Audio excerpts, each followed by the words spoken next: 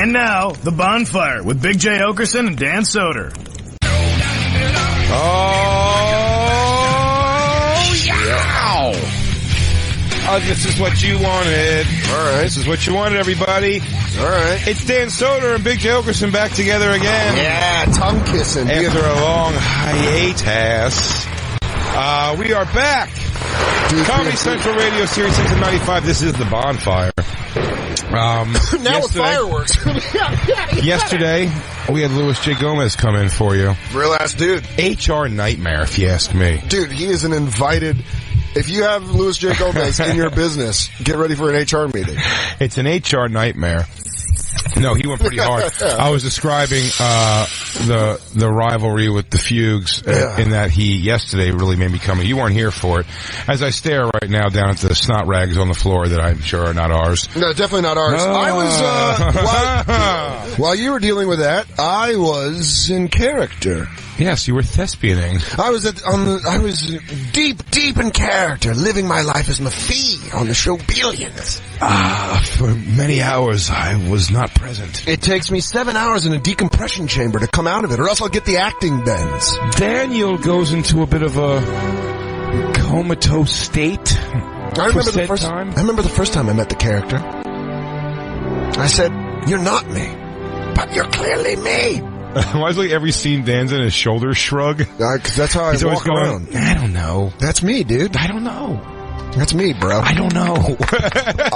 And also, if you notice throughout the show, I only wear blue plaid like a crip. I'm a white crip. Seawalk. Rep your set. 266. X capital ass mork ass bitch. Look at the boobs on that guy. Seawalk. Yeah. But so while that was going on, Lewis came in and went pretty, went pretty harsh, which I was. I checked Twitter while I went back to my study after filming. After I came back to being Dan Soder. No, everyone seemed to be pretty cool online. Yeah, someone Lewis was alluding. Real ass bonfire. Yeah, Lewis was alluding to people going on Twitter and bothering John Fugelsang. I'd say don't. If you don't want us to get fired, and you want us to keep laughing at the car wreck that is the relationship between us and John Fugelsang, sit back and enjoy it. Because he, as Lewis pointed out, does not quite understand the fun of radio rivalry, humor, studio mates, blah, blah, blah. When radio rivalries go back and forth and there's some fun banter, but when it's just one-sided like this, it's like... No, I'm going to point out every time I have to come in here like some goddamn jerk-off and clean the studio... Like I'm on the maintenance crew here. I mean, it was ridiculous. Yesterday was particularly ridiculous. And whatever. The funniest part was that earlier today, which you'll hear in a Lost Tapes episode, I believe, in 2 weeks? Yeah, 2 weeks. A week from Thursday, you'll hear when we watched him leave the studio, but left his things behind, and we were in a studio through a porthole where we could see into our studio. Yeah. And we waited an inordinate amount of time for him to leave so nobody had to see him, because I think, weirdly enough, he is always ready for a personal off-microphone conversation about it that I have no interest in. And you know me, I immediately start barking at the door like a psycho, and I wasn't even here, so I don't even have a foot to stand on. Well, no, Lewis doesn't know him, he doesn't know the situation, though, so Lewis is just being... Let me tell you something about Louis J. Gomez. I mean, best guy to have on your side in a war. I mean, he's your wolf. I mean, goddamn right, he's a mercenary. Yeah, he is there. And if you got to punch one guy that's standing with 5 other guys, Lewis is going to try to fight the 4 other guys for you. He's that guy. You just hear that noise when you go, "I'm gonna do it, man. I'm gonna do it." And you go to throw a punch, you just hear, "Realize, dude, we're doing it!" And he just goes over you. He's just like, "Body press." I mean, it's literally what he did at CB's Comedy Club with me. Yeah. He hurdled me to go keep his other 3 friends or whatever at bay. Well, I had a problem with one guy. Well, one relationship stays sour, a new one gets sweet. Oh my God, so sweet. Where some people... Well, anyway, before we jump too much, I just want to say to disclaimer the situation again, like, don't tweet at Fugelsang. campers. It's worthless. And if he has no fun. Just let us sit here and shit on him like we do for fun. And if I'm not in character, I will join in. Yeah. Unfortunately, I'm in a different land. A land where Chuck Rhodes wants to take down Bobby Axelrod. We just feel like he's definitely.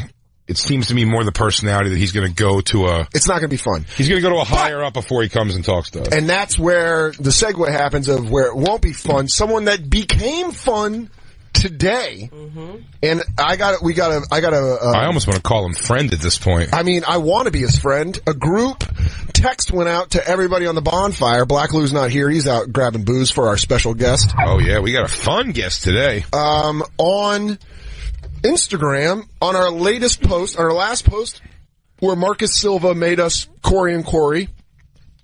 Right? Marcus Silva made that? Yes. Yes.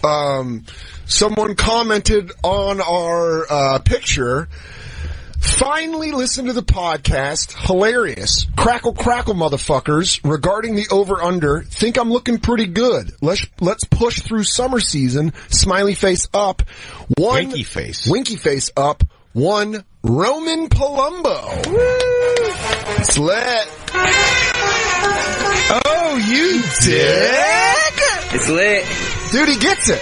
He gets it. He listens now. Dick! Not only am I envious of his gorgeous face and body, yeah, and the girl he gets to put his wonderful, beautiful penis into, I'm sure. Probably perfectly circumcised. It doesn't have a stroke droop like mine. The veins are just like weird little like bumps, but they're not bumps. They're a little elevated, but they just stay the same color as the rest. Yeah, I bet it looks like his veins break into two other veins, where it looks like he's just pushing cum out like a sorcerer. Yeah.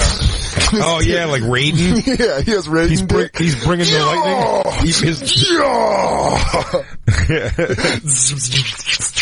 That's how you describe a ginger's snatch. I said with blue lightning strikes of veins going down. That's what he's got. But man, you know, for someone that we draw, I mean, you know, we stopped talking about Roman and Sierra because Sierra and Roman blocked us. And it's a straight up ball bust we lay on those two. It is. It's all ball bust. The fact that he is able to laugh about it and puts him straight into my cool book. I mean, when he hurdled any doubt I had about him as a person. If he decides tomorrow, if he listened to the rest and was like, oh no, actually fuck these guys, I'd still be like, nah, guys alright though. Yeah, you still had one episode where you liked us. Yeah. And I'll tell you this, if Sierra ever left him, it'd be Team Roman. Oh my gosh. Oh, Jacob got mad about it. You got a chip on your shoulder. No, he agrees. I'm always on Roman's side. You've always been on Roman's side. Yeah, well, you gotta remember Jacob. Jacob's the guy who says he believes in true love. He believes Roman's the catch for Sierra, and that she should, of course, date. I mean, they do fit like puzzle pieces. Oh, absolutely. Have you seen all those cool music videos where they take a drone off the side of a cliff? Hell yeah. Or can we do that? Just him grabbing her butt cheek and let everybody know? Can we do one of those? Where we're in an outdoor shower and you move my fucking gross chicken-like butt cheek? Yeah. Grab whatever you want, baby girl. Just cup one, lift it a little bit. Oh, dude. Oh my gosh. Yes, you do. Ow. Yeah. Ow. I mean, it's, oh my gosh. That really is one of those things where on a day that's soured by, you're like, you know, our fucking studio mates hate us now, and then you just check that and you're like, hey, Roman, you get it. I'm A-okay with him hating us. Yeah, I mean, it's got nothing to do with that, because I still think what they're doing is actually kind of shitty and thoughtless. That said, however, I'm just like, you know, when he came to us kind of the one time getting, you know, he's like, people are threatening, which is bullshit. Yeah. Let's get back to Roman, dude. But Roman his jewelry line? What's his jewelry line? A guy who fully gets it, but he totally gets the joke. Because if he's pointing out when we said the over-under on how long they stay together, he's pointing out, I think it was like a disparaging ball bust. Wasn't good. We were saying Sierra was going to leave him for a billionaire. Guy's confident. Guy's a good dude. What, Christine? He's such a great guy now. He's such a great guy. I think he's such a great guy now. The sense of humor he has about himself, the crackle motherfucker, the whole nature of the comment, like, it makes me think, like, Sierra must be, like, a cool chick. Like, they're just, like, nice people. Christine's been blotting. She's been really putting, like, paper towels up her chaunch when we talk about this guy, just to be like she doesn't fucking like him. Yeah. And now she couldn't wait for an excuse. She goes, oh, he said crackle, squish. She just let it fly. Finally, I can really just squirt it out to this guy. I have to have a guard up. Jay, can you grab an adult diaper? Because I'm about to splitoosh all over the place. Hey guys, just slides out of her chair. She moves like Chili Willy. She rides her butt down the hallway. Yeah, my name is Christina Evans. I love Roman Palumbo.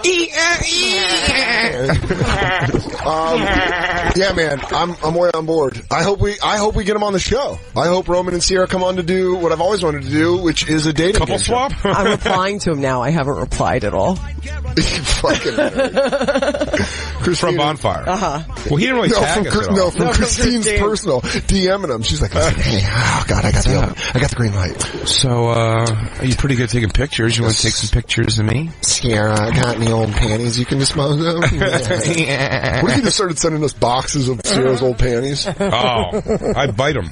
All right. Yeah. I mean, you wouldn't put her panties in your mouth then? I would wear them like a ninja mask. Are you stupid? Of course I would. You'd have like a bacterial infection. Would you? I would wipe my eyes with them. They'd be my new handkerchief. Would you put? I'd carry it around like an old farmer. Real talk. Yeah. Would you put the little yes part with the discharge? Yeah. In your mouth? I There's a little bit. You know the crusty part of like mesh underwear. Dude, whatever, man. They get a little crusty. Dude, my ex left. I thought Lou was going to hit my Bruno Mars jam when I get into my weird shit. It's from Sarah McPants. I guess it's a good time to admit that I tried a cold brew nitro and it was delightful at Sarah McPants. You did? Well, I'll tell you this, Sarah. I think that might be the official drink of the Bonfire now. I'll go full into this. Cold brew. Cold brews with that blue-eyed angel. We are such fanboys. It just takes one acknowledgement and we turn it all around. Yeah, we're the kids smoking cigarettes by the dumpsters. We've never been cool. You say hi to I don't even want to be on varsity football. He goes, how about if I made you starting wide receiver? He goes, I'll play. There you go Buffaloes. They're not even that cool. Whatever. You want to be a conformist? Whatever. You guys want to come to my party on Friday? Yeah, it's like 9 o'clock. I'll be there. Do we have to bring anything? You guys, I can get a cake. My stepdad hits me and he owns a liquor store. What? I would want them in here so bad. All right, don't say it like that. I would want Roman to bring his Apple iPod that he keeps in the box that he bought it for protection. And this is the small details I know about Roman. Yeah, we're going to have you outside of the studio, bud. You got a real John Wayne Gacy feel right now. I want to be naughty. God damn it, I love you. I bet we could tap Nigel Bach to make a horror movie where it's like Jacob kidnaps Roman and Sierra, just makes them just do like lovey-dovey things because he wants to watch. I want to watch you guys eat supper together. Can you look longingly into each other's eyes and say how great Airwolf is? Oh, guys, Airwolf time. Gather around the Blu-ray. That's his put the lotion on the skin. He watches Airwolf. He watches Airwolf again in order to catch the hose again. Would you fuck Roman? I'd fuck Roman. They go, Jacob, please let us go. He goes, it's Jake. And no! How many times do I have to tell you? It's Jake. You just hit him in the leg with a pen. Roman, I don't think you understand. Hey, Jake, you're really hurting me. Man to man, how do you get those delts? As always, open invitation to Jackson also. Oh, yeah. I mean, Jackson asked for money. By the way, we found yesterday. Sound of vodka and just be. We found Jacob's man crush big time yesterday. Oh, yeah. Big time. Never talked about it on the show, though. Who? Jacob's getting ready to start a new diet/workout program. Yeah. Who's your guy? It's Jake program. Jake Bastow? You want me to go sideways for you? No, this is not. It's not Bastow. Athlean X. The guy's you want to bring him up? Jeff Cavalier. Jeff Cavalier. There's a man named Jeff Cavalier that sounds like a Simpsons character. The guy's, it does. That sounds like something that Phil Hartman played. Hi, I'm Jeff Cavalier. Jacob is way about this dude. My favorite thing is being Cavalier. Now, I'm 42, and I got traps like Goldberg 99. Yeah, look at me. I look like a topography map. I'm that shredded. Look at that dude's... Oh, Jacob. So this is... Guys, with you. Pull up a chair. I've got you covered. I'm going to take you step by step to how to get a six-pack regardless of what body fat level you're at right now. He really has the... He's a... Yeah. He's got the... He's got the personality of a boring science teacher. He's just like a jack nerd. He has one cheat meal a year, carrot cake. I want to choke slam you into that fucking window. Can you imagine? No. For him. Yeah, no, that's stupid. That doesn't make any sense. For what? Why do you For what? He looks like I don't want to be that. I can't. No. That's the wrong way to put it. Not even why do you want to look that good? I mean, is it worth it? I get wanting to look good and stuff like that, but I mean, dude, I want to look a third that good. You're gonna die eventually, and you're gonna be. I'm telling you, that's what I say. Listen, I don't want to die young. I don't want to be very unhealthy. I'm just speaking to a fat guy. I understand that, but I try. Mm-hmm. You know, I try to watch, and I go on stricter diet sometimes, and less, and I work out more sometimes than I do less other times. But at the end of the day, man, like when you look back on life, you want to remember like a lot of fun and good shit, man. Like, I mean, denying yourself constantly seems like a lot. One cheat meal a year, and it's a piece of carrot cake. He doesn't look at it like. Yeah, I was thinking why carrot cake, but... Oh, I thought you were going with it. Of all things, carrot cake. I know exactly. What a board. That's I have a slice of zucchini bread every April 28th. I have an Edmonds ginger pie. Yeah, that's the worst shit. Oh, God. I get a Hostess lemon pie. Isn't that yuck, with the lemon gel in it? Yeah. It's my one thing. Isn't that the stuff they usually leave on the shelves when there's like a hurricane? That's where I go nuts. That's when I just go ham. I just wait. Frosted cherry pockets. Yeah. From Hostess. You know the ones that you think that they sell as doorstops at the aisles? Yeah. That's my cheat meal. The things that are made fresh like they're stale. Yeah, what about like a fresh baked piece of cake? I like lemon pie. Lemon pie. With a toxic inside. All right, more of this guy's video. Jeff Cavalier. That's not his legal name. It's his legal name. He trains, he was a trainer for the Yankees, the Mets, sorry. Trains for a lot of wrestlers, a lot of... Does he wear shirts ever? Because I wouldn't. No, he barely wears shirts. Like, I would wear. Christine, you should go to one of the workouts. If I ever if I had to go to a formal thing like him, I'd just dress like a Chippendale and just have the bow tie and the cufflinks, and you walk in, you're like, "Hello, I'm Jeff Cavalier. This is Jeff Cavalier formal." I much more than this guy. I get for the clothes purposes, this guy probably ultimately looks better. But when I'm thinking of my in shape look of muscles, and if I dedicated life to being this, all the time, it's much more in like what's that guy I saw in wrestling the other day? The super strong man who Braun Strowman? Yeah. Like that's more awesome looking to me. If you're going the route of muscles. Yeah.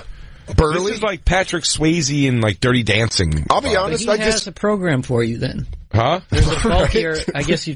I'm a Cavalier. I follow Jeff Cavalier. That's not a good example. That's not a good example of what I mean. Braun Strowman is very strong. He's big, but that's a terrible example of what I mean. That's not what I mean. I mean, yeah, exactly. Like the fucking Rock is like a guy that's like much bigger than that. The Rock too, though, that is like, men have to deal with body type too. Like not every man has the ability to look like. No, you're absolutely It doesn't matter right. how much you work out. Of course. No, that's what I'm saying. So like, I get Jacob, my point is like Jacob, like that's attainable to Jacob very much. The Jeff Cavalier body? Cavalier guy? Absolutely. Do you feel you could get that body, right? That's... Remember, imagine if Deb saw that body, dude. Yeah. We would make you just do the show shirtless. I would have to. She would run through that glass window.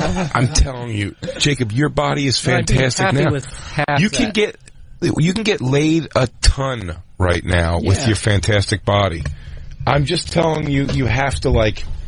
Yeah, our guest just got here. Yeah? Yeah. This is the year I want to get Jacob laid on the show. Oh, shit, there he is. Yeah. Start with me. Hey, Doug. I'm coming around. All right. Don't yell to me. Doug Stanhope joins the bonfire. That's my ex, Bingo. I know Bingo very well. Last time I saw you. Hi, Bingo. My ex. Last time we saw each other on a boat? On a boat. What was the Impractical Jokers cruise? It was the first Impractical Jokers cruise. You went on the second one? I did not. You did not? No, I just got off one now. Last week I did the Shiprocked cruise. That's the heavy metal cruise that I do if I'm not doing the Impractical Jokers cruise with a bunch of heavy metal bands on the high seas. Although this year was the most attractive of all the boats I've done as far as people on it. More X Games groupies than heavy metal groupies? Yeah. All right, you have like 18 people on this podcast. Yeah. Where's the flunky that can get me ice? Oh. Well, buddy, I mean, I wish it was the only black guy in the room, but I guess that's the guy. He's also answering phones. Look at Christine jumped up to make sure it wasn't Black Lou had to do it. Hey, flunky. Good. We got a bunch of, we got vodka, we got ice, sodas. I got my, all right, that's Christine. I'm currently working.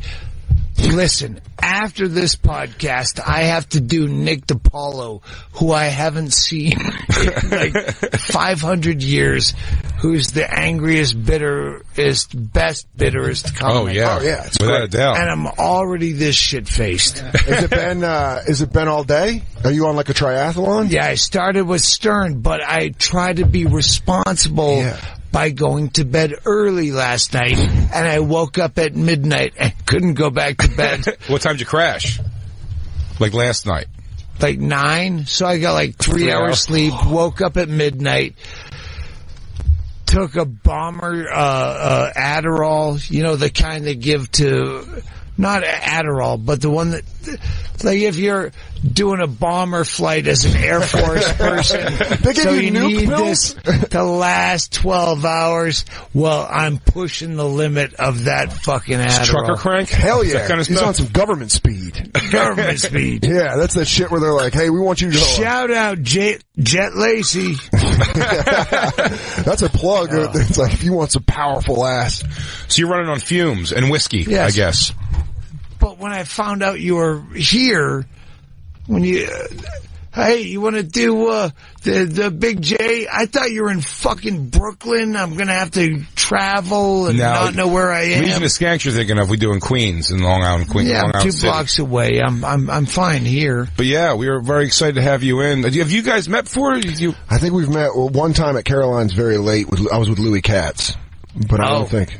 Good name drop. Yeah, it was a great name drop. Louis Katz. Is that making Louis a name Katz would even be surprised that he's a good name By the way, drop. he's coming on the show, so it might just be a good preview. He's going to be on the show next week. Next week? Yeah, to promote This Is Not Happening. But, yeah, we met once. But then I started in Tucson at Laughs. I know.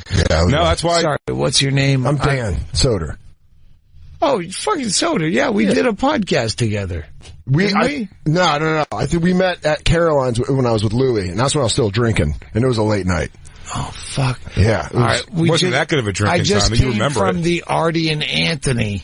Yeah? And I had to go around the room. Who's really still sober?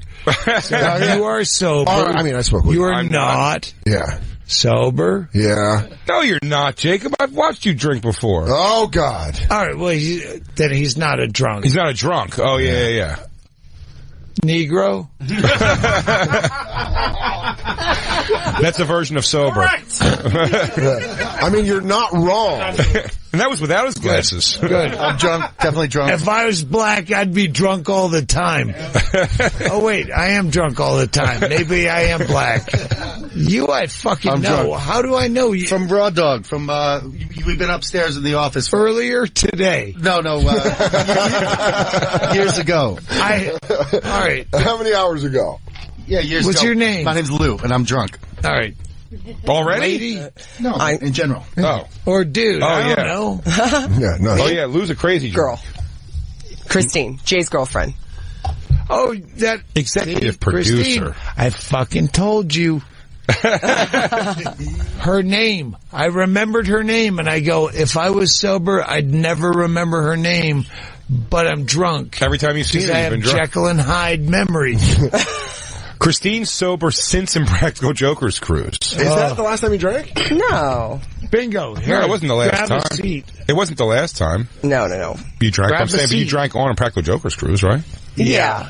Yeah, for sure. Yeah. I didn't get to drink with you guys as much because I was actually working on that cruise. So I got to like break down the set when you guys were having the fat person jacuzzi party. That was my favorite thing I heard ever. about that. That sounded like a fun time. Ugly people jacuzzi. That's It part of the turned cruise. into the end of our relationship, which obviously Bingo and I have restored. But that was a bad. It was high drama, for sure.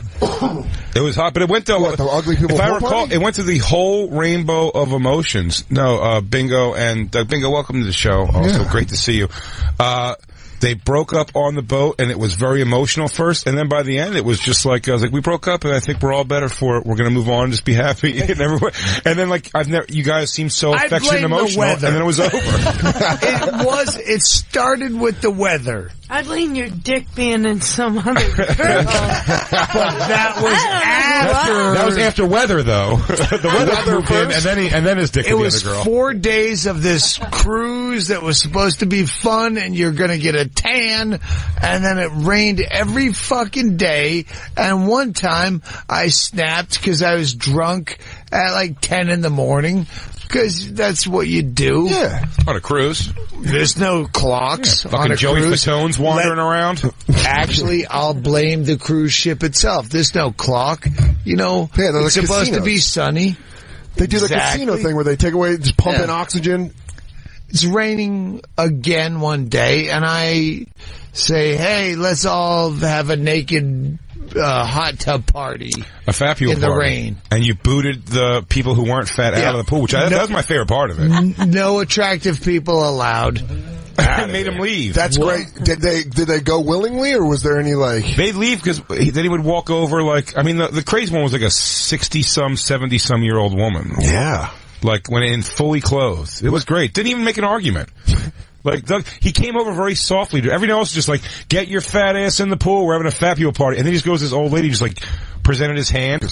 Like he was like the long lost, he was the long lost sailor she danced with after Pearl Harbor that last time. Oh my Benjamin's back. My Benjamins came back to life to dance with me. Mildred, may I? Oh, Benjamin, I've missed you. I've heard so many versions of this story. Yeah. I was right there. I believe it's my memory, but I had none. But I've heard Sal Volcano talk about it with Q and... But they weren't there. Me and Christine were sitting right there watching it all happen. It was so fun. That's fucking great. We just chain smoked cigarettes and just watched this whole thing unfold. It's like it's just orchestrated. I mean, what do you call it? Like a blooming onion of fat people coming out of this jacuzzi. I'm already so insecure too. And every time, cause I know I was there, because every time he would walk away, I go, I hope he doesn't come over and say, "Hey, fatso, get in the pool." Oh wait, you didn't want to be put. You didn't want to be picked for that pool party. Yeah. Doug just looks over. He goes, "Jay, I need you to anchor this motherfucker." You need to get in my memory, I literally have a lampshade on my head, so I know my memory is flawed. But I knew I was that guy, but it was working. Yeah, it sounded like it was a success.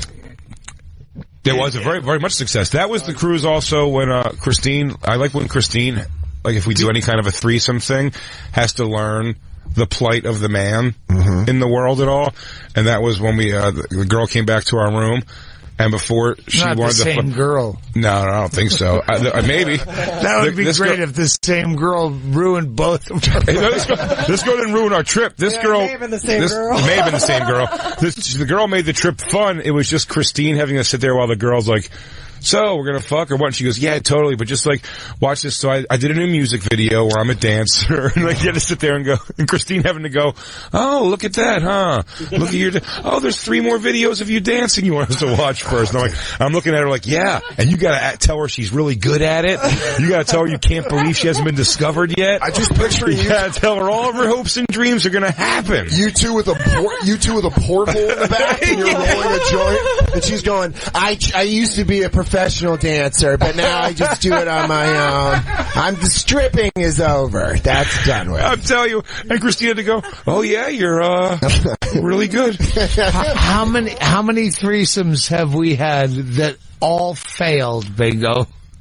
Everyone? Everyone, but well, there's one. I don't know. The funniest one. Fuck it, I'll just tell it. The funniest one was the story is in the book, the Justine Bateman story. But after that, I think it was that same night. I think you almost had a threesome with Justine Bateman. Yeah. That's a big. No. I was like, in Mallory? the book, I'm going to plug my book. Yeah, his new book, This Is Not Fame, from what I remember, is out now. You can pick up a copy on Amazon. Doug Stanhope's book. Just skip the fucking subtitle. Yeah. I said it as a joke. And they took you seriously? And my manager, no, that's very clever. No, it's not. It's stupid. So, This Is Not Fame. It's a bunch of war stories from, 25 years on the road plus. So, what the fuck was I talking about? Justine Bateman. Justine Bateman. There's a story about Justine Bateman. I'll hurry the story because we have 18 people on the podcast. No, seriously, Doug, you guys are the only guest, buddy. This is the crew. Everybody's working. What is everyone? We're like the Wu-Tang. Producer, engineer, producer. All right. I'm the gist. So Lynn Shawcroft, Hedberg's wife. I used to say ex-wife because he died. That makes it Hedberg's wife. She's a very eclectic lady. She's been on the show before. Fucking hilarious as a person. Yeah. Also, train wreck as a person. We're doing, do you remember Garrett Morris started a comedy club in downtown LA? No. Before downtown was it was just being gentrified. He had this For a Minute comedy club. So I'm working that. The stage is beside a sushi bar. Oh, wait, this is in the same room or like next? It was like 2006, 7, 8. Anyway. Was it Comedy Union? Is that place? Is that what it was? Garrett Morris's Downtown Blues and Comedy Club? Yes. Oh, there it is. It lasted for a second. But we were there first. You were gentrifying it. So Bingo's there, Shawcroft is there. They're manning the merch booth after Justine Bateman had emailed me saying, I think you're the funniest guy ever. And I'm like, are you the Justine Bateman from the Family Ties? I vetted her. I'm very easily starstruck. That's a good one, though. That's a great one. I still to this day, and that's in the book. The early part of this story is in the book. I go, hey, my girlfriend Justine Bateman, just to get Bingo. Stop talking about Justine Bateman. You're not going to leave me for a Keaton? She came to the show and she said, I'm going to bring an army, and it's an army of industry. Some of whom I had done a pilot that I didn't remember. Yeah, we did the pilot for Last Comic Standing. Really? Yeah, I did the pilot for that. The presentation pilot. You can explain that later. Anyway, so I'm down there after the show talking to Justine Bateman and these industry people, hoping that Bingo and Shawcroft come down to save me from an all-industry conversation. I need some comic drunk people to balance it out. Yeah, too much. Shawcroft had gone off her, she went on a diet where she couldn't have carbs, so she switched from beer to vodka. Oh, boy. But she's drinking them at the same volume. Yeah. So she's chugging fucking vodka. Like it's beers. They come in, the industry. Hey, guy, what's going on, buddy? So what are your future plans? I can help you, negotiate your future, but, just awful. Justine tells me you're quite talented, and I'm prepared to take Justine Bateman's opinions to the bank. I don't know if you know this. She has impeccable taste when it comes to comedy. She was in Family Ties and a movie called Satisfaction from the 80s, where she was in an all-girl band. She was cool as shit. The rest of them were industry. Then finally, Bingo and Shawcroft come down shit-faced. And Shawcroft's tell is, you don't know what love is. That's her go-to thing when she's shit-faced. And so she's screaming this whole table of industry, you don't know what love is. What's true love then? Do you even feel anything? And these are all like that's the drunk where you're like in an argument, no one else is in with you. Yeah. And you hate love, and you're like, my name's Greg, by the way, nice to meet you. I'm fine with love. I work at UPN. I just wanted to say hello. At some point, they have there's a pizza like Suave pizza where it's there's like the hot lamp underneath the thing. I know what you're talking thin about. Crust. Yeah, where I can eat pizza if it's really thin with a fucking pizza. It's healthy pizza. It's healthy people pizza. There's canned heat underneath it from a distance. Arugula on the pizza. And she leans in and knocks the whole fucking thing over.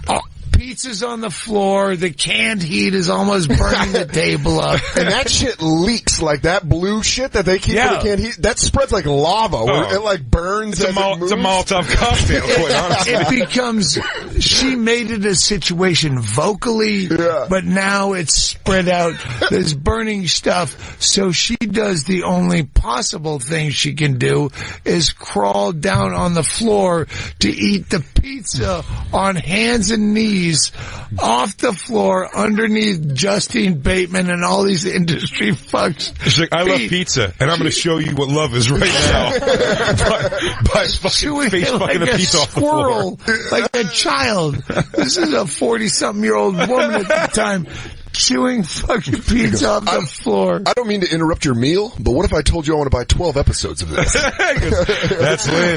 That's Lynn. She's gone native. The thing is, anyone else would leave, especially industry would, okay, it's time for us to go. No one would fucking leave because they're watching. Justine Bateman was so fucking brilliant. As drunks as we are, you know how to throw curveballs. So she's fucking with her without her hearing it, without her industry friends knowing she's doing it.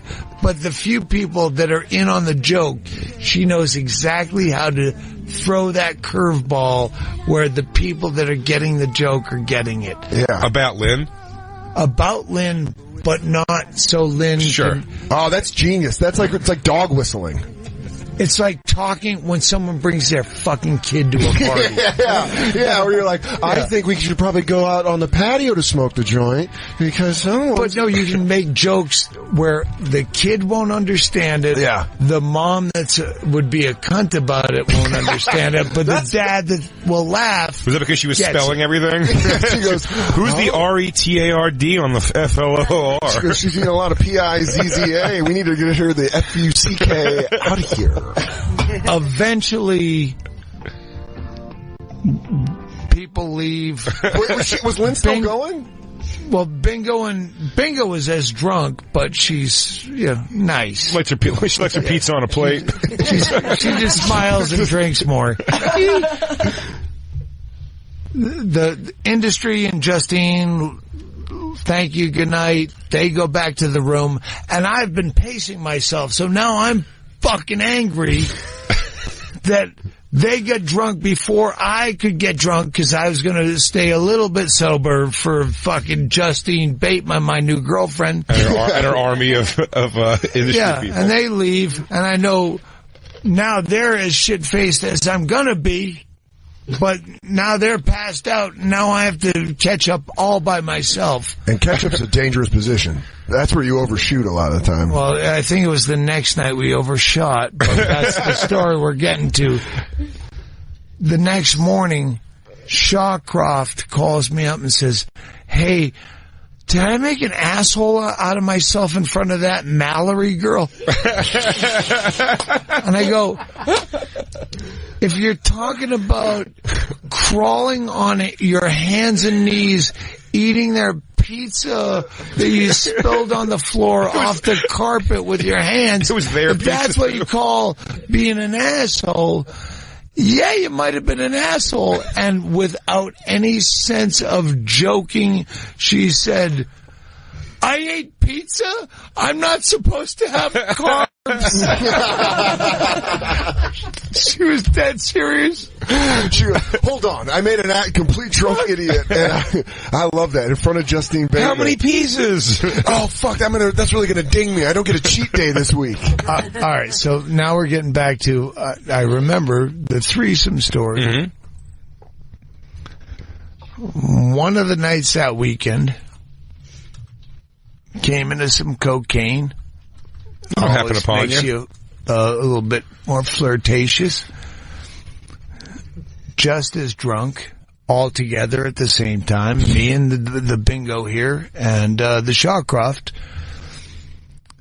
fell into a threesome. Really? Interesting. Really? Shawcroft wouldn't have struck me as a threesome type. Maybe, though. Really fucked up. Yeah? So was it not good?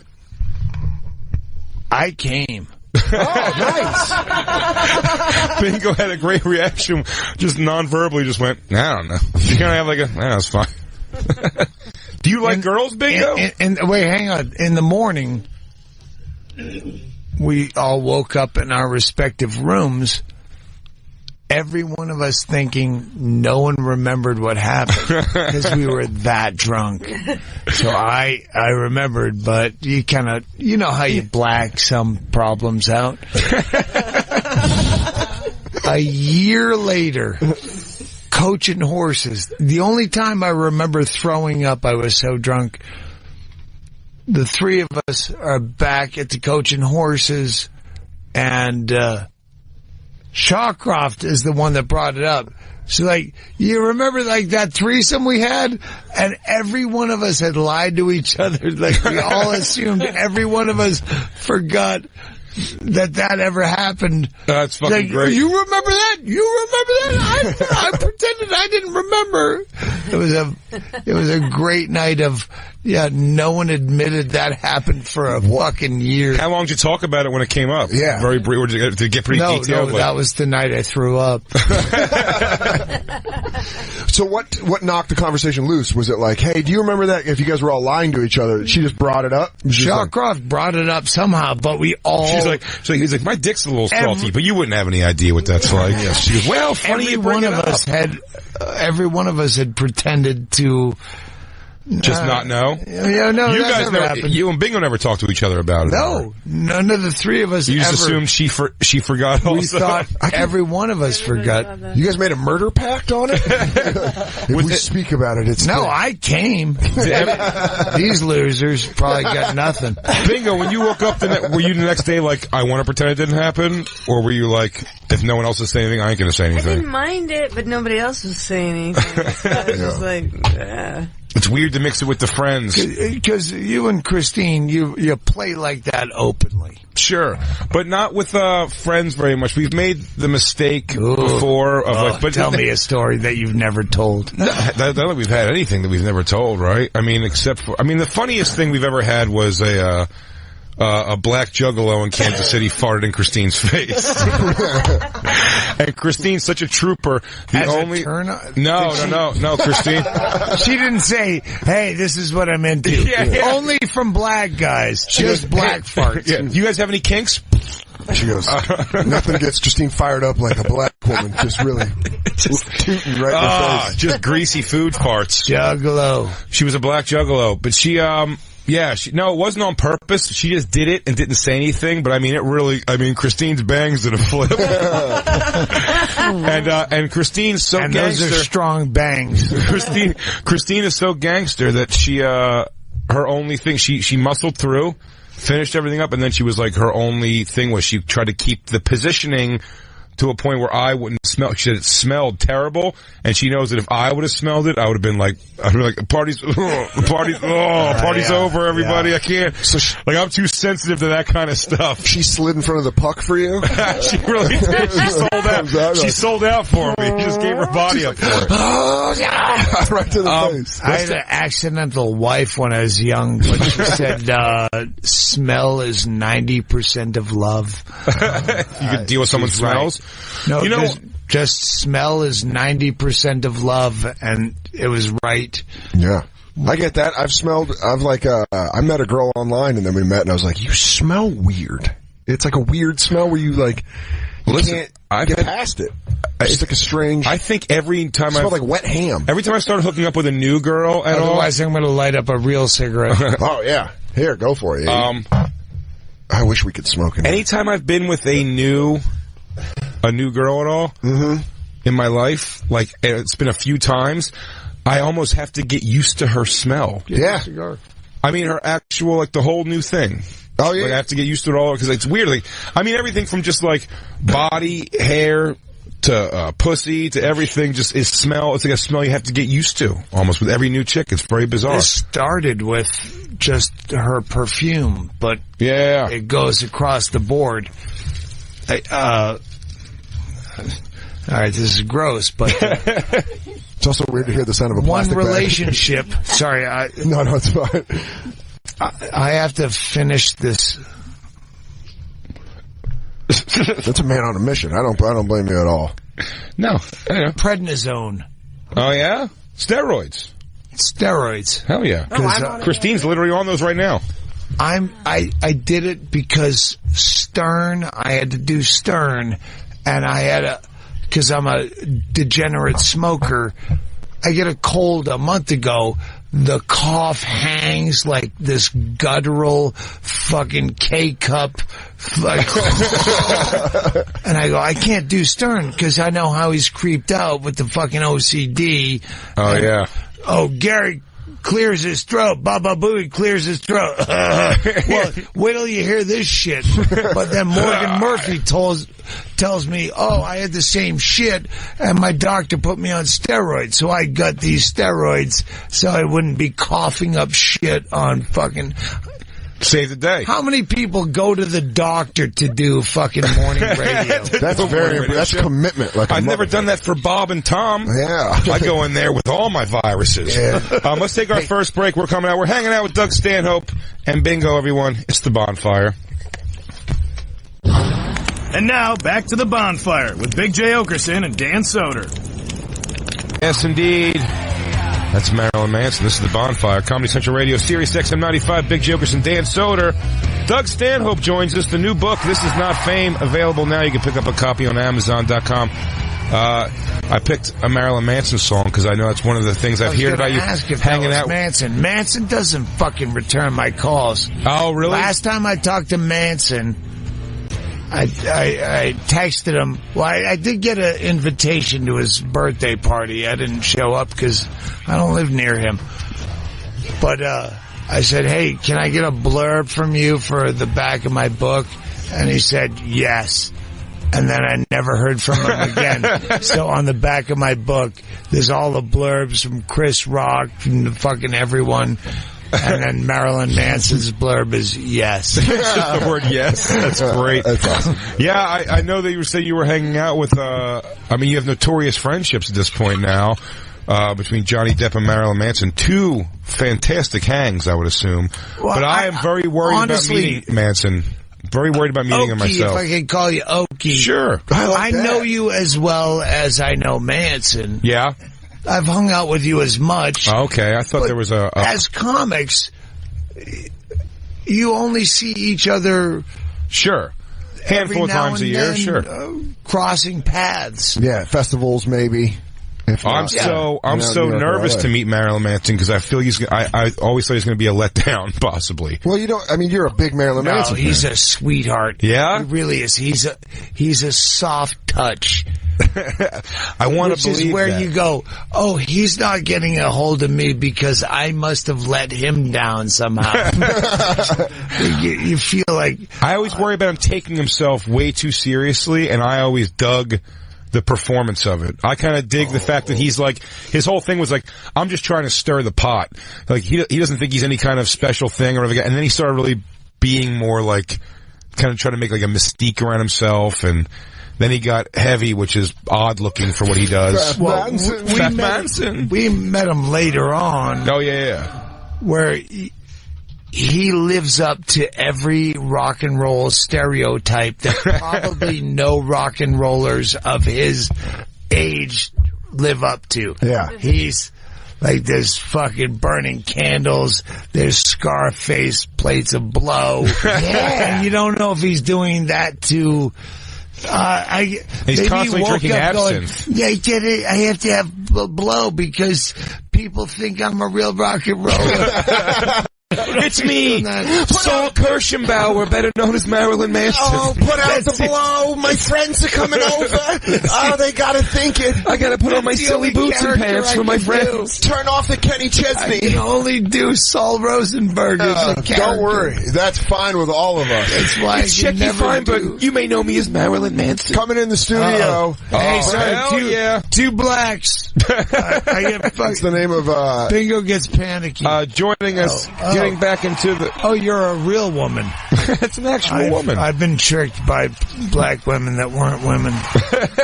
Yamaneika Saunders. What's that? Yamaneika Saunders joins the show. Saunders. Read your He said his girlfriend gets panicky around black people. Then she got up. No, she got up to let you sit down. She gave you the microphone. You know why she's panicky? I don't. Let me just say, black dudes. How you doing, baby? Hi, Yamaneika. We brought Yamaneika always compliment my fucking weird suits. Your attire? And black women will always go, Sugar, how'd you get your hair done like that? How do you get your hair done like that? Always, I would never do that to her. That's hilarious. Goes, where are these black women? We're comics. We're not like real people. I would never do that to her. My hair was that color 2 weeks ago. I know how to get it done. Yeah. Yep. Straight up wig, yo. You know how I get it done. Player. I don't know if Yamaneika even has any hair, but her wigs are fabulous. Yeah, I have a lot of hair actually, but it's easier for me to wear wigs and get my hair done all the time. It is. Yamaneika Saunders joins us on the show. Returning, we were so excited to have you come in. Yeah. I'm drunk as shit, so okay. I'm like really drunk. So if I say anything inappropriate, I meant it more inappropriate, but I didn't get it across. Right. It was supposed to be funny. Yeah, no, it was supposed to be even more worse. inappropriate. Okay, well, duly noted. Do you want a cocktail? I want to think. No, sir. We do have some vodka if you'd like. We've got a lovely wet bar this evening. I have way more booze that I brought in than they have sitting around. Well, that's the famous. You did Impractical Jokers cruise this year? I did. You did. I did the first year when Doug was on, and Doug made the famous YouTube video. I lost my wife. I fucked a stripper. I thought she'd be into it. It was a weird thing. You love this. It was a weird year. I'm sorry, I don't know the back. Is this real? I don't know. Yeah. Okay. Oh, this is 100% real. This is the first Impractical Joker. This is the main voyage of the Impractical Jokers. And then I'm on a cruise ship, so I'm walking around. I'm doing like all these open mics, or I'm jumping up on everyone's stage going, yeah, my wife left because I fucked a stripper, and here's what's funny about it. It wasn't funny at all to anyone, but I thought it was funny. I want to see what the stripper looks like so bad. Was it like it's past prime stripper, I assume? No, she's a young girl. She still follows me. To bingo. She still follows me on Twitter, and I'm afraid to unfollow her because I don't want it to start up again. It becomes a thing then? I don't want her to go, oh, he unfollowed me. Here's the real story. Oh. Dude, if you get me too'd because of an unfollow. How long after the cruise was there tension after the cruise for a while? No, not at all. It was just over. You guys just left it on the high seas. If there was another book I would write, it would be 2016, because that started it. Oh. Then it went into, she left me for another dude, then she went crazy, sped off to New Orleans, and she got locked back up in a mental institution. Then we filmed a Johnny Depp funded pilot. Right. Then I'm getting sued by Johnny Depp, his wife. His ex-wife, yeah. Oh, yeah. And then it just went on and on. I had surgery, I had hernia surgery. I thought I was going to have to get hernia surgery. It was the weirdest year ever. Like you're trying to relate to it, shit. And it ends with her in a coma in November. I was in a coma in November. You trying to relate? Jay's jumping in at points where you're like, Jay, are you trying to follow the Johnny Depp's wife is suing him? And then Jay goes, while we're doing the audio book, fucking in Bisbee, Arizona, tabloids are coming in to my compound. Going, do you have any comment about Amber Heard suing you while we're trying to do audio? And then the next day, hang on, there's some weird person. The whole fucking year, it ends with her in a coma. Jeez. So 2016, just that year alone. That's a book. Is a fucking brilliant macrocosm of the weirdest year you Who ever wound up? spend. Bingo, you were in a coma? Yeah. From hearing the story? Doug, I'm sorry that you had all that go down. You know, you seem like a decent enough man without, you know, the extras. Oh wait, Lou, can you play the real song for me when Yamaneika gives positive advice? I want to start playing the real music. I know, I was bumping up to positivity. I thought she was building up to bust my balls. That it was. We don't have it, Lou? No. This is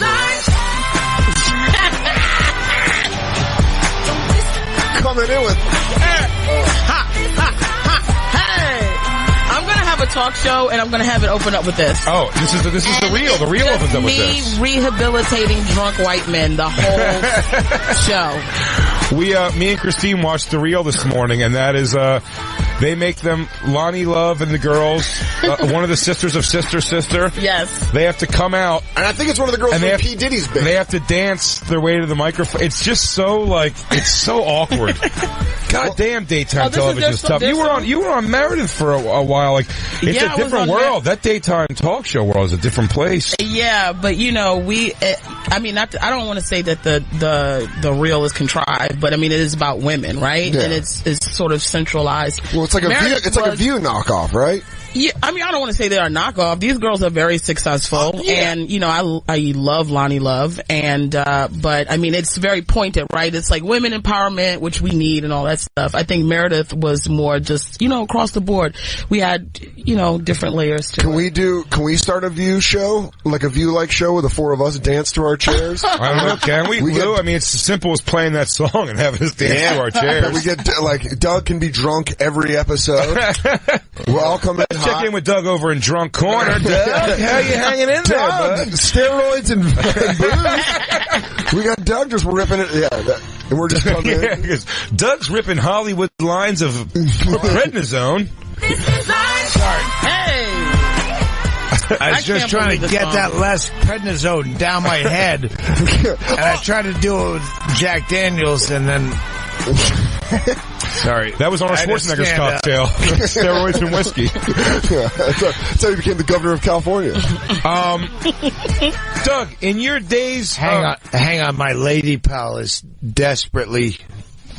God damn it. I want you to have soda water? Oh, I thought you needed something. You guys are dressed like the Furleys. Like, what the fuck? I just love looking like they're... It's a couple thing, too. I like how they're doing it together. I'm dressed like they're security. Now, Bingo, are you a part of this, or is he putting your outfits together? No. Who has purple hair? I mean, turquoise hair. I had it 2 weeks ago. I had turquoise hair. You really once. Did. I mean, I think both of you. I think Yamaneika and Jay both just had turquoise hair. I had turquoise hair, but it was one of those situations I wanted to get blonde and blue and red streaks in my hair when my hair was long. And when I went, they fucked it all up and just blended them all together and made teal. And then they did the hairdresser move where they keep calling everybody over to go, oh, that's awesome. Wait a second. Like, I know you want the other thing, but this is the way to play it. If I'm being honest, this is the way to play it. Ricardo, did you use green number 2 on this? I mean, one of them came over and said, he goes, oh my God, just save that color combo because I'm going to come in and do it tomorrow. And then they all walked in the break room and were like, what the fuck did you do to that? This is our time. Welcome to the bonfire. Hey, we're talking hair color today. It's all of us. All right. Starring Jay Oakerson, Yamaneika Saunders, Hey. Doug Stanhope, and Dan Soder. Four sassy guys. You got to watch them walk out on the stage. It's great. And then I was you've been to the Playboy Mansion before, yeah? No, never. No, never. I thought maybe who's going to own it now? I missed a lot of shit that I thought I should have had a minute. Checked it out. I mean, I was going to say because I couldn't. I do believe it very much. I thought she did it in a very weird way, but how hot and how important Nicole Eggert was to me in my childhood. Oh, yeah. And now you knew it. Baywatch. That was one of the you thought about for 5 seconds. You're like, come on. Bayo had to be trying to do something to that chick. Well, also, he had to try. With no idea. Oh, Scott Baio, Nicole Eggert, just on Twitter, called him out and did like somebody said something about Scott Baio positive, and she goes, "Is he great? Like, why don't you ask him about the when I was underage and we were in his garage or something like that?" Another fucking Me Too. Another Me Too. All right, now they're going after Charles. I'm going to have to. They're going after Chach. I'm going to have to steal the fucking mic right now because this is the 9th podcast today that talks about Chachi. No. I mean, I know where Scott I had over a year and a half. I was building up this bit about the rape thing, where Doug, take your time because you've been drinking and it's a Me Too climate. And I don't want you to step in anything, like... That's the point. Okay. I got off the road in November where it was a really serious, every special you do has one chunk where you go, that's the thing. My last one, mental illness. Before that there's one chunk that it's about, and the rest defining is bit. filler. This bit was about rape and the levels of this and that, and I never had like the one thing. And then Me Too started the day I stopped doing the road. And I'm not going back till March. I have 5 months. And I'm like, this is the one that makes it work. Now I have an example. George H.W. Bush patting you on the ass, saying, you know who my favorite magician is? David Copperfield. 8 women have now come out and said he did the same Gallagher closure as a 93-year-old president. That versus some woman who was picked up by a weirdy trucker couple and forced to live in a coffin underneath their waterbed for 7 years. I should have read the story fuck deeper. Slave. You're not going to march together. You won't march together. You can't Me Too these things together. But that was before Me Too, and then Me Too happened. I go, oh, this is exactly, now I have examples for the bit that I've been working on for years. But it's already on. It's already on a special. No, I'm off the road. Well, get back on the road. Yeah, but you can piece it back together when you go back out there. Can you rework because it? so much more has come out. Well, that's the problem. James Franco. The problem is Chachi. People I would have... Ben Vereen? No. On the Daily News, they said sex fiend Vereen. The Zoobly Zoo? I promise you. Zoobly Zoo, Ben Vereen? I wish you could find an article, the heading of it, sex fiend Vereen on the Daily News. I said, oh my God.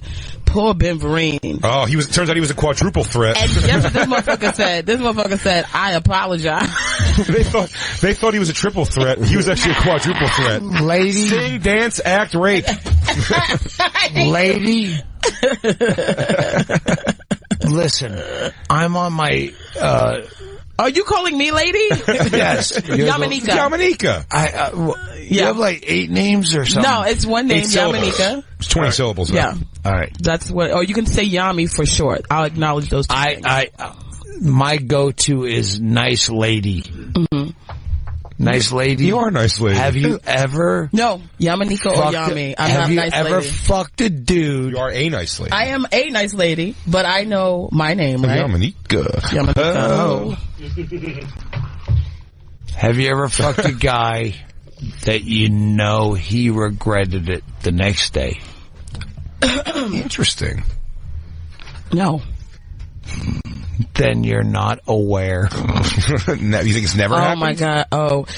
Is this what this is about? Me having some nigga in a stale suit try to roast me on this fucking show? Is he kidding me? No, I'm trying to No, you start think I don't understand that? No, I didn't understand that whack ass joke you just did just Black now. Lou hyped up. Don't ever fucking try to play me like that. Every dude that fucks me wants to fuck me. Now, what woman has fucked you and regretted it? Probably a million. Let's start with Bingo. Becky, good timing. And that was her name, ho. But I'm just telling you, I'm not in the mood for this bullshit today. So if this is what he's on, I'll leave. Because I'm a respectable comic also. I'm not for no jingle jangle. I came in here with some black shit when I came in here.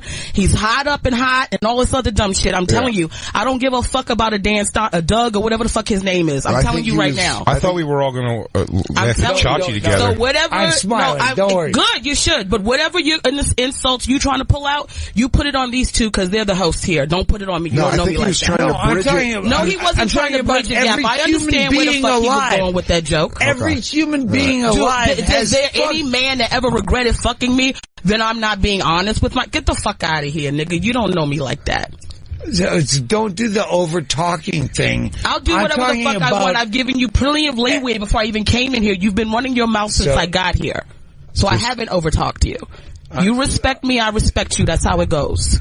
That's Yamaneika, you have such you're so wonderful. Every one of us, as comedians, has been in a position where we fucked someone where we regretted it, or they regretted well, it. You start there. Don't start with some stale joke. I understand the joke that you tried to pull off. Stale joke. I do think, just from listening to it, that you're more trying to make the point that men regret sex too. Not necessarily anything personal to you, like a guy doesn't want to fuck you, but just like now. But women. I heard the joke that he gave when he asked me, "Has there been any man that's ever regretted fucking me?" And I said no, and he said whatever the corny shit he said at the end. Yeah, I thought the question itself was great. The question itself, now we're all trying to dance around because he sees that I'm very aware and I'm not for the games. No, not at all. Now we're going to dance around. This is wildly fantastic radio. Let's do the old school. Let's all shut the fuck up. Let them replay what I just said. Replay it, please. I don't have that technique. my buttons do this. Oh! Remember that? That was fun 5 minutes ago. I'm just trying to say... My name is Yamaneika, and if that's not what you meant, an apology would simply suffice. There's no fucking apology. Okay, well, there you I'm go. saying we've all fucked someone... That's not what he meant, but that's what he's trying to clear up and say now. Would everybody here believe me if I told you Dan Soder predicted this possibility not 2.5 hours ago? I predicted it when I got the text, and I was like, I'm not on no bullshit. Well, because I'm not playing any games. You know what I'm saying? Like, I'm here on a respect level. I haven't disrespected him. I came in on disrespect. All this little nonsense, and then he wants to keep going with it. You guys are the host. Let him do it to you, not me. No, I know. And listen, that's what I was saying when Christine was trying to say is he was trying to make the jump that we've all regretted having sex with somebody. Dan, listen to me. I understand where he was trying to go after I called him on the bullshit that he said, but that's not where he started. Listen, I have to go to another podcast with a real racist with fuck. This is practice, motherfucking. If you want to leave, you're more than welcome to, because I'm not going anywhere. Yamaneika is like a new boss. If you're racist enough on this show, you get to go to Nick DiPaolo's show. Final level, Nick DiPaolo. Nick DiPaolo's a real racist. I have to shut him down. You shut me down. You have to switch roles? Welcome to dual-sided radio. And I had to shut Ant down before this. Anthony Cumia. I have to go, you're fucking racist. Stop saying it. And now I'm the fucking racist where I'm between. How that works? It's always the levels of where you go. Here, you're the raging racist. When you get to DiPaolo, you know what? Comics are never fucking racist unless they're not really good comics. Because I've never been in a fucking room with any comic that says, you're off base. Because who are you speaking to? Well, I'm telling you as a black female comic, I've experienced a lot of racist ass comics. So I'm sure maybe you haven't as a white man experienced racism from comics, but I certainly have. I've been with a lot of black female comics, fucking Chinese idiot fucking whatever comics. in a fucking green room, in a green room, which every podcast I do, I think this is a green room where we're all fucking equal, and you're getting cunty, which is number one, I'm not getting a cunty. You're a cunt, okay? And I am entitled to feel. Listen, I have being no a comic idea doesn't what I give you said. license to just come in and say what the fuck you want. If you see that it's insulting people, you switch your shit up. You switch it up. I was offended by what you said, and that's the bottom line. I don't know what I said. Well, then go back and listen. I'm sure you don't. You're like hopped up on all these pills. Okay. Hey, and don't talk over me. Tell me what I said. I'll shut my mouth. Tell me what I thought what did I say? What did I say? And they said they were going to play What did it I back. say? You asked me, has a man ever regretted fucking me? And I said no. And you said something about that I'm delusional or something to that effect. Or what? He said you're not aware. I'm not aware or whatever. So the punchline is I'm not aware because there's apparently some guy that regrets fucking me. There is no guy that regrets fucking me. And if I was in a situation, and just like then you're delusional. Now, right, and I win. Right. I you don't fucking win. You're in a fucking Mr. Furley outfit looking like a punk. You don't win. You lost at life. So you don't and you lose at everything in front of me. So it's all about perspective. My perspective is I won. Your perspective is you won. And I say you did not win. Not in my world. In one sentence? I don't want you to do anything want me but to get win in yourself one sober sentence, and find or do a you way to want be to funny talk because over none me? of this is hilarious to me. I think hang on. Is this sentence Can I win I met in one Justine Bateman once? Do you think that no woman regrets? See, you won't fucking let me win because you fucking. I think we got off. I think we got off the point. Do you think anyone doesn't regret fucking me? I don't know. Bingo? Do you think any woman Bingo, doesn't regret fucking me? Hey, loudmouth, shout over everyone in that fucking... All right, it's getting too heated up. Too heated up. Too heated up. You need a hug from a woman in pajamas. Yeah. Luckily that worked a lot out. of women regret fucking me. I believe that the point was not meant to be personal in any way. I think the point that Doug was making, I do believe this, is just that, like, I regret 90% of the sex I had. A lot of it was when I was blackout drunk. A lot of it with guys that, like, I don't want to touch me. You're jumping up. Some of those guys may have regretted me too. No, I'm going to shout you down. You can't make a point. You can't make a fucking salient point. I'm going to shout you down. No, I think there was... No. You're offending me. That's not what happened. What happened was... just happened. No. It's all turning. Jeez. No, you made a joke. Yamaneika didn't like the joke, and then it came back to the point. I think the point... Of course. But, I mean, there was a point... I thought your question had a really good point, quite honestly. I thought the question itself... As I was asking if a guy has ever, if a woman knows that a guy's, I was going to throw that question directly back over to Christine. There are girls that me and Jay have had sex with that we regret. For sure. No, I know, but there it got away. It got away. I wish that didn't happen. It got away from the point, and it was sure. But I think it was more just open-ended than anything directed personally. There's booze fine. Nothing makes Lou happier than a race war, though. So, White Lou, you got your Christmas present. You got your Christmas present. Let's take a break. We'll be right back. To Bonfire. I'm leaving. You make this okay, Jay. And now, back to the Bonfire with Big J. Oakerson and Dan Soder. That's right, everybody. It's back. The Bonfire with Big J. Oakerson, Dan Soder, Yamaneika Saunders, and Doug Stanhope. Racial unity. We just had our white wine corner where things get real and things get uncomfortable. Oh, Kourtney Kardashian? That's my boo. Hey! So, anyways, you guys know... Tiffany and I were going to go to the award show. They always tell that story. In fairness to Doug Stanhope that left, in fairness to him only, is that he did say, when I said, he's in town for the one day, I'm like, come on. He did say he's cruise ship drunk. Yeah. That was his description. He came and Dan said, he goes, I wonder, if him and Yamaneika will be a good mix together.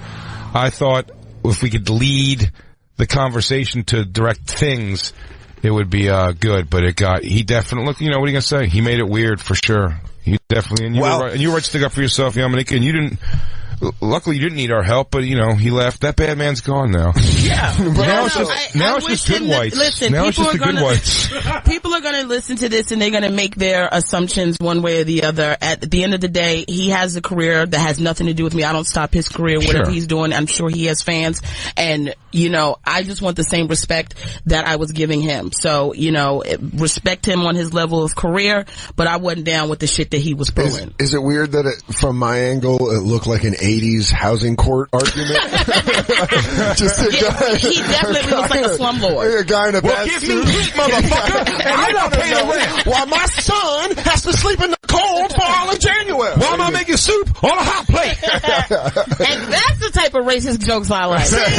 See, no, I really we know each other. I think Jay said it, you know, he said it on the air where he was like, it got off to a bad start. Yeah. Just from where it started. I thought the whole thing and also it was tension laden and it was going in a direction. And something I said was I was like, I wouldn't be surprised if Doug was sober and you were on the show. It would have been fucking great. It would have been a great conversation. So we don't know. So we'll have to do it again. Yeah, we'll have to. That's like finding out how a show goes with DJ Dead Rat being sober. We'll never know. And by the way, Lou, we can get it back when we have another episode of the new Bonfire. Hey!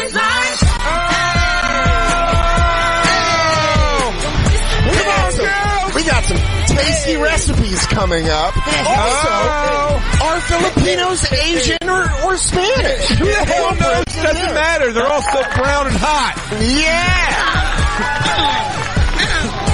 At the Bonfire, SXM on Twitter, Instagram, Snapchat, all that shit. Also, by the way, Cody Illinois says Jay and Dan were the kids waiting for mommy and daddy to stop fighting. It was very... I mean, are you going to stop? The problem was, here's the thing, and I liked that Yamaneika did it, and she did it very, very well. For me or you, if he got out of line at a point where you were going to walk out of the room, something would have been said for sure.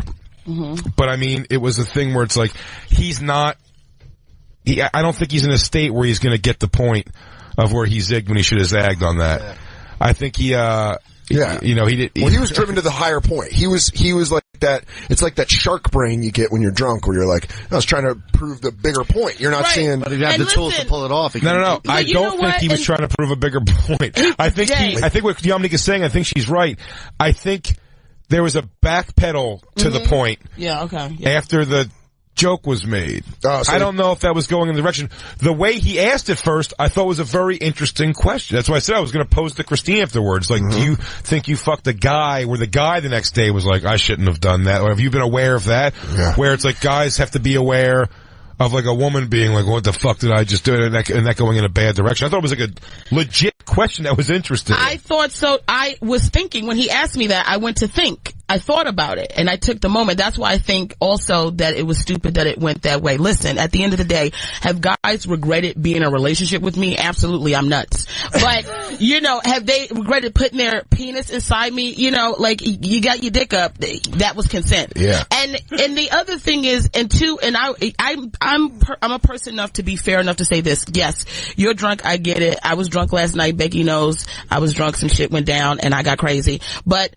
the reality of it is, I am a female comic and I have been a female stand-up comic for almost 18 years and I started off very innocently in this business and I was constantly put in situations with guys that thought they could run over me because number one, I was young, I was naive, and it would be shit like that would happen all the time, and before you know it, I've gotten myself immersed in something that makes me look bad. And I didn't mean it, and I'm the brunt of the joke to make somebody else look good. Yeah. So as an adult woman in comedy now who holds her own, you're gonna treat me like an equal, and you can have a conversation with me and we can all arrive to humor together as professional comics should know how to, without having to knock somebody else down on the knees to make yourself look good. So fuck him, that Salvation Army jacket he had on, that fucked up tie, that nigga was drunk when he put that outfit on because none of the shit matched. I almost got vertigo looking at him and Dingo the dog, whatever the fuck her name is, Bingo or Pear or whatever the fuck, talking about he had a stripper. I guess you did, motherfucker. Can I acknowledge we have a caller, Scott in DC, and is this the tone? We don't take the call, but Black Lou, would you say the tone of this? He didn't sound angry. It's not angry, but he says... He sounded informative. But he's saying, like, you tell Yamaneika to check her Twitter timeline. Even she says to take a joke. Let me address it. It's not that cut and dry. I get the thing that happens there. There's something about a vibe. What happened. And Doug, and I believe very much just because of a state of inebriation, that we had him in knowing he was has. So I'm guilty on that a bit. He did a thing with Bennington. I like. He got to be a gentleman about the whole thing. Like I like Doug very much. Exactly. I don't think when he came in, there was no acknowledgement first of like, great to meet you, blah blah blah. We're bullshitting a little bit off the air. We're kind of giggling. Or having some fun before it goes. There was no rapport created. Yeah. And it came out of the gates with like jokes a little bit at the expense. So take a joke. In fairness, I think Yamaneika took a joke 3 or 4 times before. I did. And let me say this because I also wrote that because a lot of people referenced that. The reason why I put that up on my Twitter is specifically when I was on Meredith, which is daytime, and a lot of older women were classy. They're very, and they would like me a lot, and then they would go to my social media and they'd be like, who is this woman? So I would let them know, I'm not the same girl that you see on Meredith who has to rein herself in with the language and this and that. This is after dark. Well, guess what? On our morning show, you can be you. Hey! We can do what we want. You can be you the whole time. And Doug can be Doug. And Doug can be Doug. Because we're sponsored by Jack Daniels. And we're bringing you the Morning Fire. And Doug can be Doug. And the honest thing too about in terms of jokes, and I've said this before. Yeah.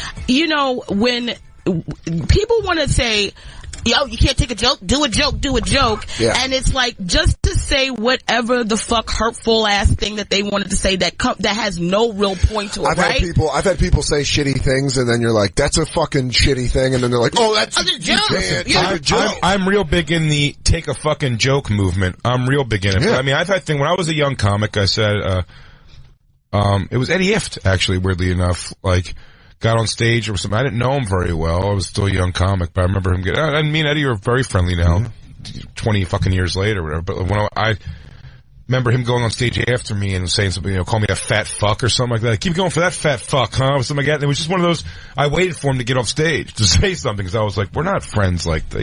What is that? It wasn't funny. It was just like, did I do well? So you want to take the piss out of me a little bit to make yourself, or maybe I did bad. I don't remember the show. I'm just saying, whatever it was a weird thing to go up there and just do. And it was kind of like, oh, what? Dude, I was just fucking around. He goes, but where's the joke? Where's something funny about Where's something funny and where's something that I had the same exact beef with Bobby Slayton when I had a Bobby Slayton years ago. The same thing where it's like, exactly, it's like you just call me a fat fuck on stage. Like, fat fuck, is that there's the joke? Yeah. So I think Doug wasn't in a place to cohesively get out someone new. I don't think Doug is a racist in any way. I know him well enough to have that's not his vibe. I mean, that wasn't even from a racist standpoint. That was more like I felt that was very me and him. I didn't put any, obviously the shit he said when I came in here made me give him a serious side eye. Whenever you meet a black person and the first thing you have to reference is that I'm black, you thinking about my race way too much. Cause I got a fly ass wig on right now. My titties is popping. I smell great. Like, nigga, there's a lot of shit you could have said about me when I came through this door other than the tone of my skin. So don't lead with that. When I did Shiprock lead with titties. lead with those titties are popping. I gotta look at these popping titties. Is that what you're gonna say? When I was on tour, when I was on Mayhem Fest, that heavy metal tour, and when I do the cruise ship, it is, first of all, I'm so close at this point with Corey Glover, who's the lead singer of, Living Color, was awesome. But I'm friends with him, so it's almost the comedy show whenever there's black people on this heavy metal cruise ship. It's the first acknowledgement I make. And it is because I'm only thinking about their race at that moment. Right. But it's because that's the very, just like, you're like, oh wow. But there's a greatness to that. You're like, shit, this is awesome. Like, there's black people here at all. And it is, like, funny watching the white people, like, overcompensate, like, pleasantries to the black people. Or they just go, what? Oh, I guess you're right. Sure. We do that. Reading the room and stuff like that. And those, I'm not against, I don't want it to seem like this is on some uptight shit. I know when a motherfucker trying to come for me, and if you coming for me, guess what? I am wide awake because I woke up at like 3 o'clock this afternoon. Oh. So I ain't got nothing but eyes wide open. And that's why we're always awake on the Morning Fire. Hey, come on, no negativity. We're all one color. That color is violet. Yeah. You're going to learn about wigs. You're going to learn about heart steroids. Titties popping. Mr. Furry Suits. Ew. So last season. Don't lead with the person's black. All this and more as we just chat it up. There was things I wanted to get to it, Doug. That was the bummer of it all. I would love to hear his opinions. Well, Scott Baio. I'm happy we didn't get his opinions on Monique, but I did want to get his opinions on the Scott Baio thing. Really threw me because we've talked in the show ad nauseum at our jealousy of the two Coreys getting to do that movie with Nicole Eggert years ago where they're blown away, eating her pussy and fucking her nonstop, and she was so hot. And now she did by the way, I don't know if I like her.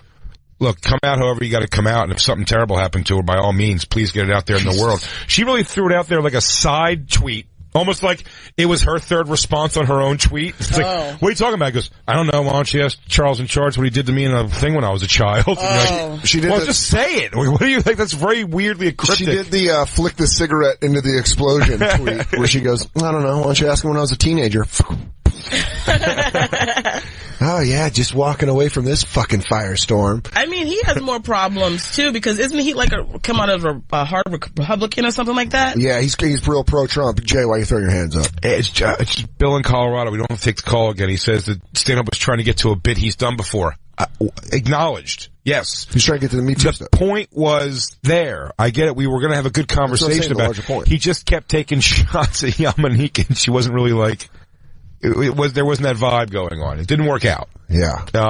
You know, it's great to... I'm sure he was going to a bit that's fine. It's so distracting when you just put up old pictures. You like put all these Nicole Eggert pictures of her and... Yeah. She really aged like a rape victim. And to my credit, I watched an hour and 18 minutes of Doug on YouTube just to get to know him. I thought he was deep. You know, I don't want to say whatever. He's not my cup of tea in terms of like, that ain't the type of stand-up I get into. Yeah. But I completely understand it. And I think he's funny and I think he has, you know, I would have liked to seen the motherfucker that did that special that I watched on YouTube. Sure, he's drunk. I said, I'll take like a bit of the blame on that, if not all or most. Because when, I know he was on Stern this morning and I reached out to him and he told me he was hammered. And I was like, well, it'll be fun. We'll talk. But he was staying. He said he was exhausted, so I thought he was going to stay for the first hour only, which I thought wouldn't be a problem. Mm-hmm. And then he said he was going to do the Apollo show at 8 o'clock. So I was like, well, I guess he's going to be here for the whole show, which is fine, too. And then I definitely wanted to get to things with you here, which we only have 20 minutes for. Well, any black women that see him, watch out, because I done set that motherfucker off. So if you see Doug Stanhope walk, especially if he wearing khakis and holding something, walk away. Only time he needs to look like a Scotch tape roller every time you see him to know that he's sane, because those outfits he had on, my God. I was actually admiring the suit coat. I wish I had the gall to wear that. He's thrift store. He does thrift store shopping, and he wears suits from thrift stores. I started wearing suits what was it, like 6 years ago he started doing those suits? Oh, I thought you said you were going to start doing suits at one point. I thought you were saying that. I'm like, I admire that he can wear that out of I always have to wear. I can't wait till you become Sweater Dan on stage. Oh, dude, Cosby Sweater Dan? Hey girls, are you ready to party with some Dan Soder comedy? Oh. This is That's right, girls. You need a man who's sensitive. Guys, I watch wrestling. I watch professional wrestling, but I explain it to you. Hey! What's up with minivans? It's like, why can't they be cooler? Yes, I cook. Yes, I cook your favorite foods. Yes, I cook it often. Yes, I do dishes. Hey, bitches! How do you look? How do you look at everything? Perfect. Amazing.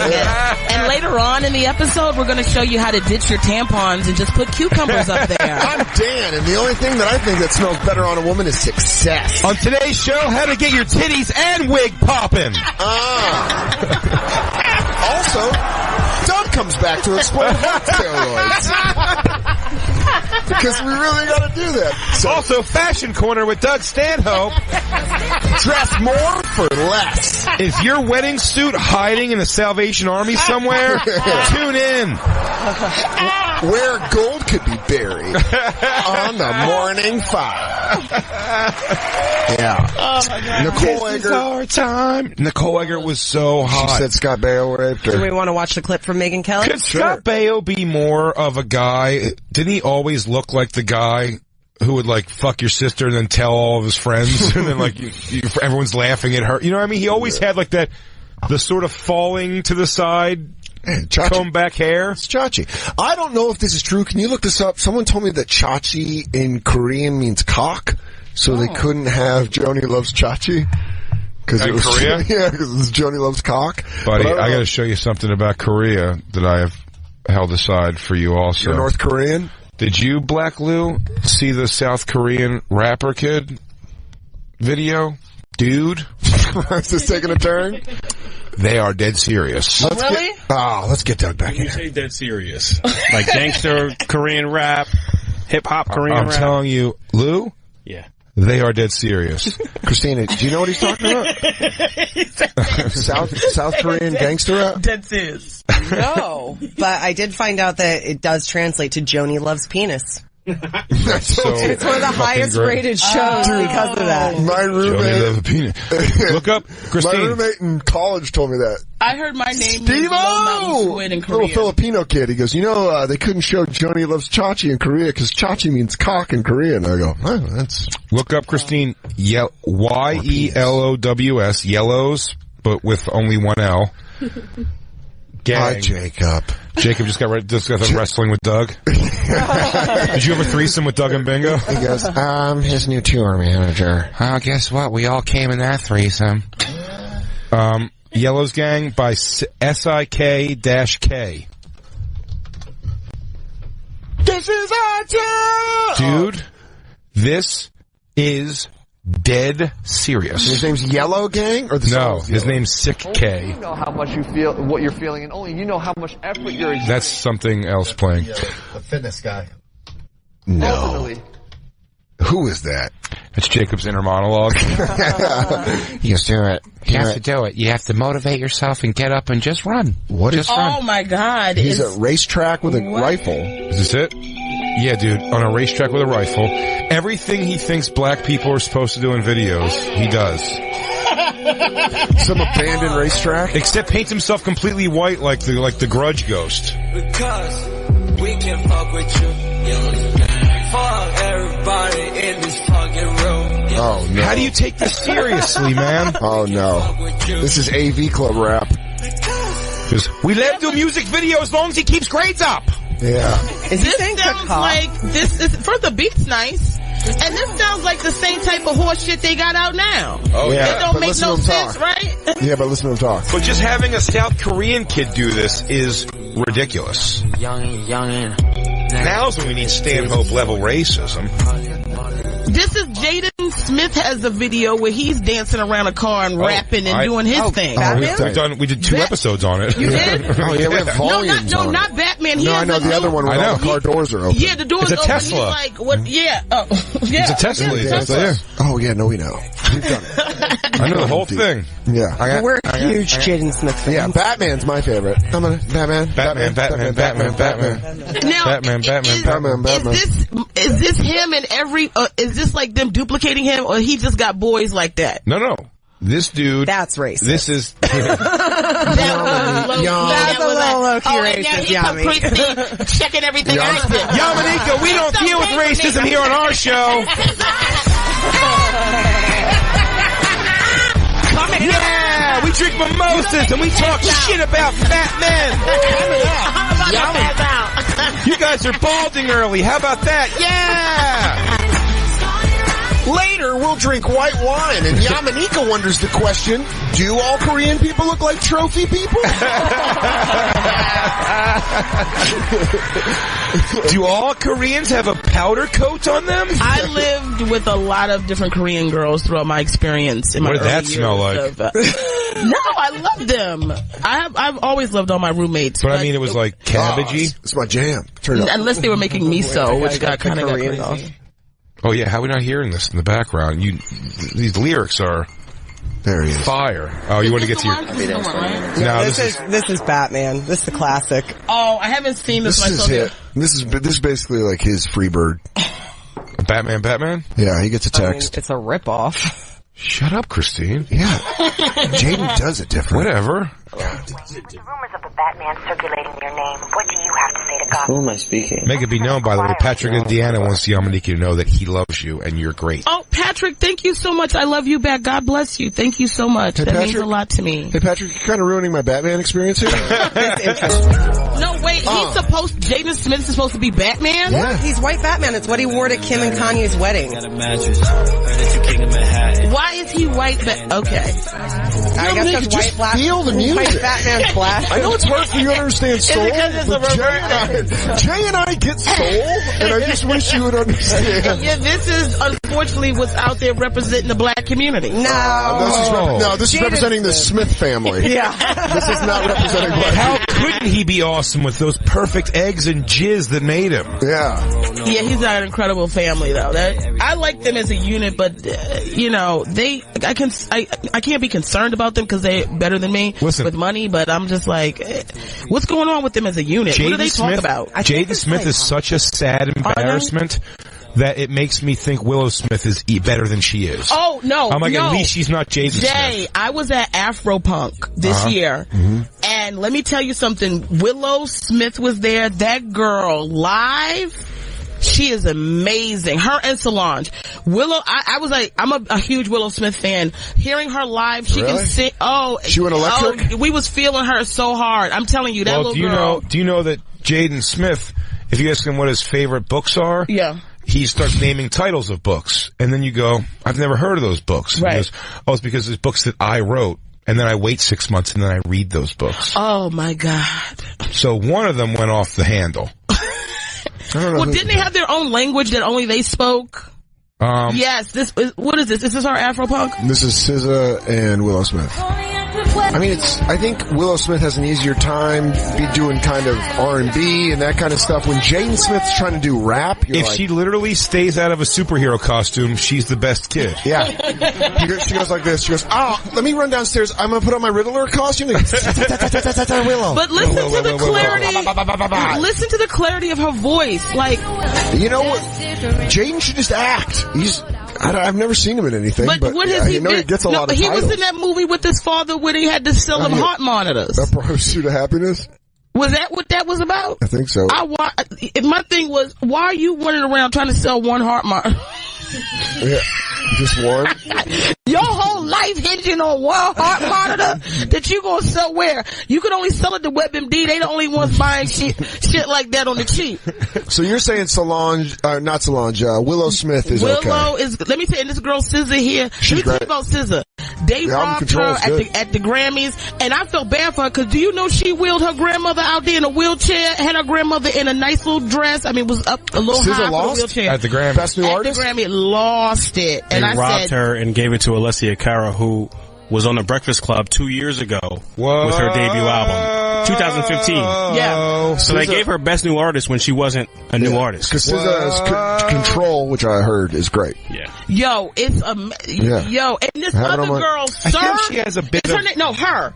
H.E.R. Her. Yo, that girl's fire. That girl too. It's about to be some real new.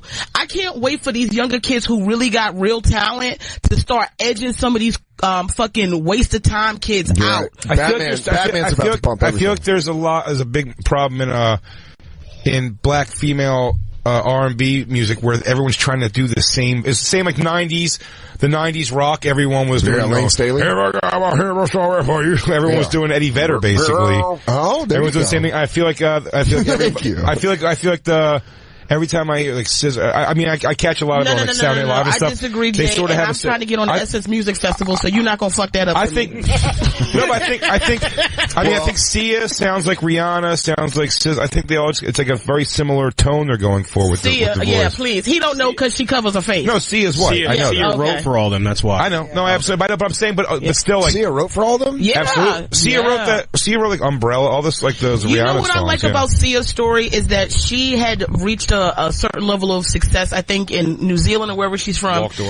Walked away from it, got a drug habit, the whole thing, and she came back stronger than ever. gifted, talented, hit after hit, beautiful voice, teeth fucked up, but beautiful voice.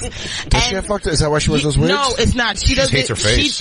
She doesn't. Jay, she covers her face because she doesn't want it to be about her anymore, which is what drove her into all those problems. Yeah. You know, when you become an artist and then you don't let it be about the art that brought you there, but about people bigging you up and having people bite your ass, that kind of stuff can put you on a spiral to destruction. She said on Howard Stern, I mean, I wasn't just saying that out of school. She said on Howard Stern's show that she she doesn't like performing. Like she actually doesn't like, she feels uncomfortable. So that's why she kind of has a show happening around her. And she just kind of keeps her face covered and just does her own thing. I love it. There's Maynard James, the lead singer of Tool does the same thing. Yeah. Lead singer of Tool stays off. He's behind. He's like way in the back of the stage in the dark. The lead singer. Some people have that. And she said on Stern that was a lot of like she kind of walked away from her shit also because she was just like anxious performing. She didn't like being away from home. She just wasn't enjoying like which happens. You know what I mean? I've learned a lesson, and I'll do it when necessary or for obviously money. But like going overseas, man, I hate it. I hate it. Like Why? going to do comedy overseas. I just don't like being gone that long. It's always like at least a week trip. I hate the idea of traveling in a plane for like 16 to 20 some hours if you're doing Australia or something. And you just get there and I'm always like, it's not comfortable like home. The food's weird. The TV's weird. The dumb little amenities that I would normally be like, who gives a shit? I have to worry. I got to Australia and plugged in my PlayStation. It just exploded. Oh, dude, that's so funny. I can start smoking and shit. I'm like, well, come on, man. Yeah, that happened to me in Ireland. I plugged in like a steamer, instead of ironing, and I walked in the other room and I just heard like, and I'm like, what the fuck? And it just blew out my fucking steamer. I There's love hot that you water. pick a steamer. I do that too. I didn't know you cared like that about your outfit. Let me tell you, Yamaneika, welcome to the morning fire. Hey! Life hack! Just take a shower with your shirt on a hanger in the bathroom! Save time on the front and drink more white wine! And we learn how to interpretive dance to Sia. We've got the weird little child thing that danced in the video. That little child thing. And don't forget, heart steroids with Doug. Heart steroids. If you go, okay. Yeah, you were showing the Sia video. I get it. Yeah. If you could wear a mask on stage, would you? Hey guys, I gotta go in. What's up with dating? Yeah. I just want to be about the jokes. I do glory hole comedy. Yeah, there you go. And then another thing. Hey, you guys see what's going on with all this crazy Me Too stuff? I mean, the world's pretty nuts, huh? I don't know. I wouldn't wear a mask, but I've knitted on stage, which I think I like doing. Yeah. You've knitted? Yeah. That's like as a character? No, just knitting while I'm doing my set. That's more disrespectful to the audience than Doug Stanhope was to you tenfold.